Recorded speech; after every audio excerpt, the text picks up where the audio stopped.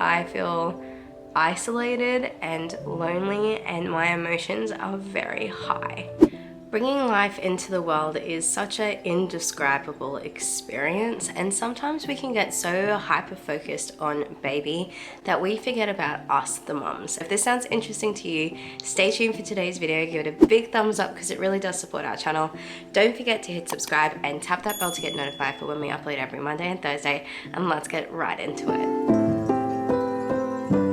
If this is our first time meeting, thank you so much for clicking on today's video. My name is Beck and I have just given birth to our fourth bubby, and I'm wanting to sit down to talk about the realities of what it's like in that first week for us as mums. In today's video, we're going to be talking about 4 different categories to be mindful about postpartum, and the first of which is your birth experience. Having gone through 4 very different birth experiences, I feel like this can really set you up for a good postpartum experience, or it could be a challenging one. I have had everything from a very traumatic experience to this last one, which was absolutely amazing and blissful. And having dealt with the spectrum, it really can impact your mental health in that first week postpartum.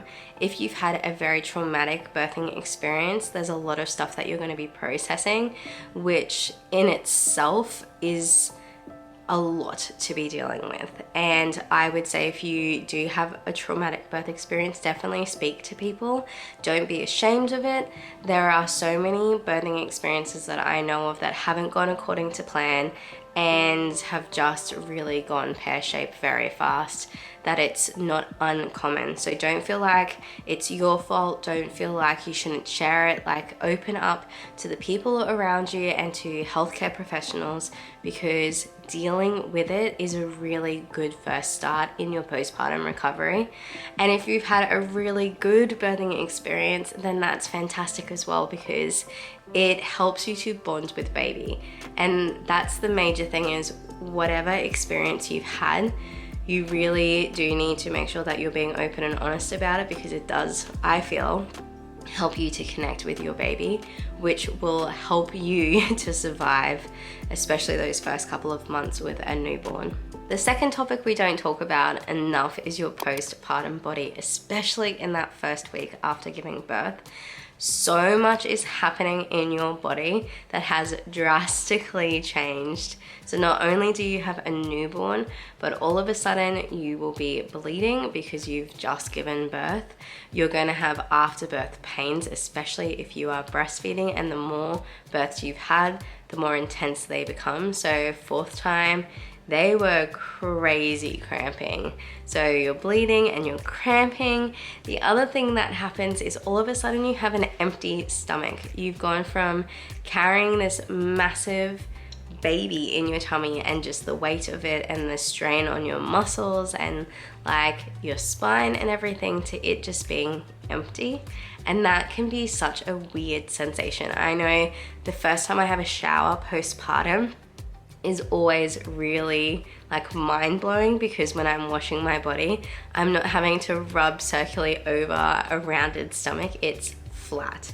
And that's just so crazy, because literally like hours beforehand, my baby has been in my tummy and then now they're not, and it's so surreal, and it's a weird experience to process afterwards. So empty tummies is a really interesting one, and the fact that your muscles become really relaxed, that is really strange, because once again, you're used to having your abdomen so stretched out. To have nothing in there, your abs are having to retrain themselves. And even now I'm wearing a postpartum band that helps suck everything in just to give it a bit of support.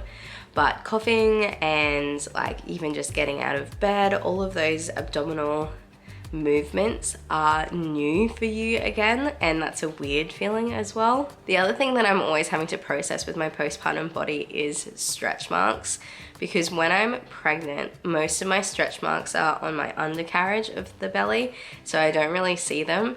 However, the more babies I've had, the longer my stretch marks have become, and so I've actually started to see more of them. But once I've given birth, I can see the full effect of my stretch marks, which The first time that happened, it took a lot to process. But now that I've had a couple of kids, I expect it to happen, and so I'm ready for it. And I think that's the major thing, is I'm wanting to share my experiences so that if you're watching this because you're wanting to be mindful of your body postpartum, that nothing will really come as a surprise. Because that's the thing, we're not really talking about it, and so when stuff happens, we're wondering if that's normal and whether it's right to be processing all that kind of stuff. And the answer is 100%. Like, everyone's post-birth experience is going to be so different, and like I said, even myself going through 4 very different ones, I have been able to deal with it in different ways. And I feel like the more that I go through it, the better I am able to know my body and my mind and be mentally prepared for it. And I feel like for this last bub, I have been my best going into it and processing it. The third category is breastfeeding.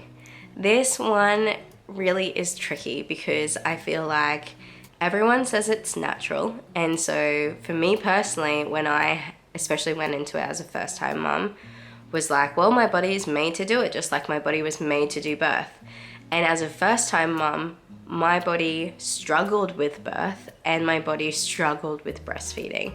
And then that made me feel really bad because, like, if it's so natural, why wasn't I able to do that? And that really put a lot of mental pressure on me. But this is the thing, is the more kids that I've had, the more I've been able to reflect on my experiences and learn and grow and be able to adapt to help myself be better at birth and better at breastfeeding.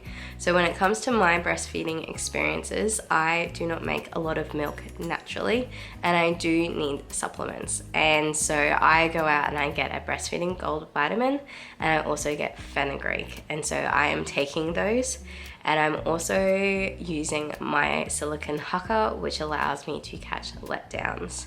This process really does help me to establish my milk, which is really great. And when I'm using my hucker to catch all my letdowns, I'm also able to visibly see the fact that I'm producing milk. And I used to joke with my friends that sometimes I wish our boobs were see-through, especially when we were breastfeeding, because we would be able to see how much milk our newborns were drinking, because it's kind of a guessing game. And using that hucker kind of gives me that visual release and peace that I am actually, you know, having milk. And if I wasn't having a good supply, then whatever I've caught, I could just top up to bub. And so that really does help me to feel like things are starting to progress, because when it comes to breastfeeding, it actually takes a long time for your milk to come in. So for me personally, it is roughly around maybe day 4 that I would say that my milk starts to transition from colostrum to milk. And in that process, bub is going to feed and feed and feed and feed, because they're trying to encourage your milk to transition, which in itself is a really tricky process to go through, especially for someone who struggles with touch. I have also learned with this last breastfeeding experience that the latch is very, very important. I think because, once again, with the assumption that it's so natural, you and baby should be able to breastfeed and it be fine, that for me personally doesn't work. I've also had 3 out of my 4 children be tongue-tied, which once again is a barrier to getting a good latch and making sure that your nipple goes into their soft palate and not on their hard palate. So all of these things can be hurdles in your breastfeeding experience, and hurdles then means that you could get blood blisters, you can get cracked nipples, it can be really painful and not an enjoyable experience. Even now, being a week postpartum, nursing my son is still not an enjoyable experience as of yet. I haven't got conditioned nipples where I can put him on and not feel any pain. However, I've definitely noticed that if he doesn't have a good enough latch, the pain stays. Where if he has a good latch, it will initially hurt, and then once he gets into that sucking rhythm, then the pain dissipates and it's actually a pleasant feed. So if you are nursing and you're finding it to be difficult, reach out to a friend who you can trust about their breastfeeding experience. Get in contact with a lactation consultant or a midwife. Seek help, because it really is worthwhile if you can breastfeed. And I know that there's a lot of stigma about breastfeeding and fed being best, and at the end of the day, whatever is good for you and baby is what is good for you and baby. But if you're really wanting to make this breastfeeding journey work for you, there are definite ways to help you with that, such as making sure that Bub's not tongue-tied, making sure that your milk supply is good, making sure that your latch is good. And being someone who really struggled with nursing my first child to now being actually really confident in nursing my fourth, it is a journey, and I've had to really reflect on my body and how I can best support it to get there. But it can create the biggest struggle, which is topic number 4, and that is sleep deprivation. Right now, our sleep deprivation is very real, especially because my son has jaundice, which means that I'm having to nurse him every 3 hours. He currently nurses for 20 minutes on both sides. I burp him at 10 minutes, and it roughly takes an hour to do that process because we also do a nappy change. So I do that for an hour, then he sleeps for 2 hours, and then I start it again.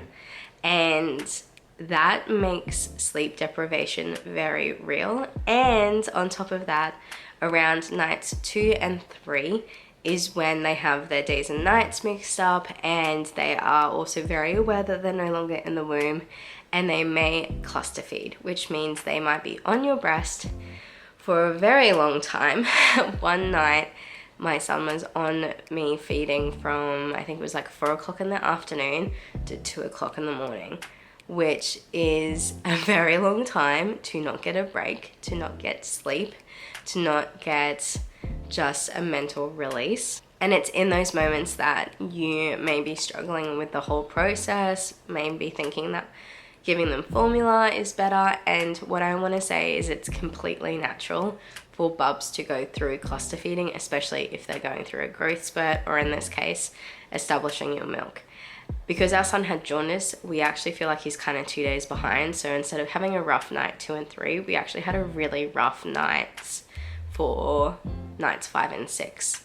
So sometimes it's maybe delayed because of medical reasons, but we've definitely had 2 rough nights. However, I can give you hope, because for the last 2 nights, our son has given us 2 blocks of sleep, whether that be 4 hours or 3 hours, or even last night he gave us a 5-hour block, which is really hopeful. There's no rhyme or reason to your baby's sleeping patterns. Sometimes you might have a really great sleeper, sometimes you may have a very terrible sleeper.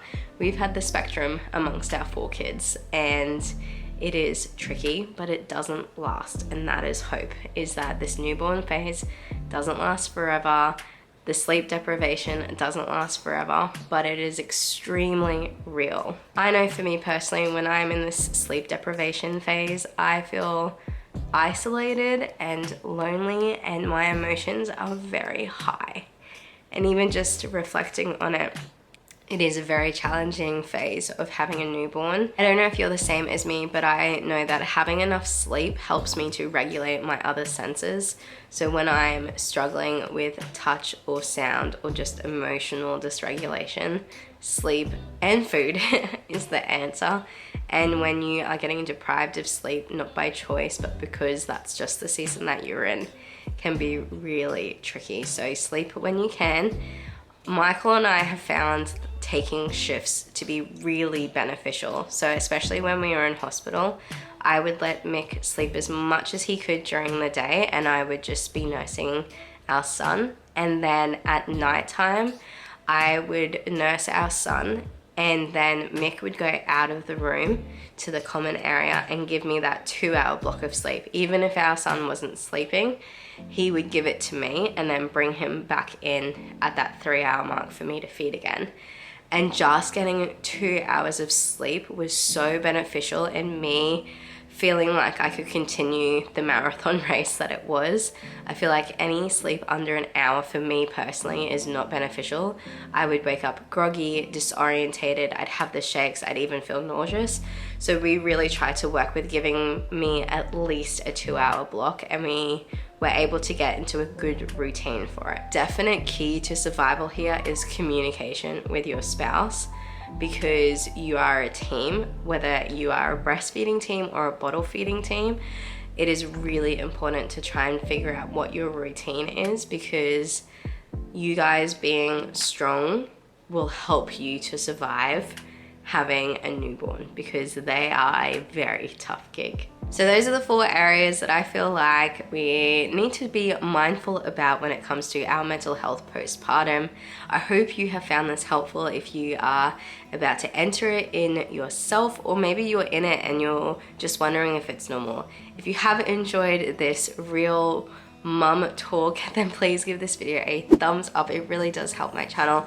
Don't forget to hit subscribe and tap that bell so you get notified when we upload every Monday and Thursday, because this parenting gig doesn't come with a rule book. We only have each other. And I'll see you in my next video. Bye. I know that you feel all alone in this world, but you have to put your trust into us.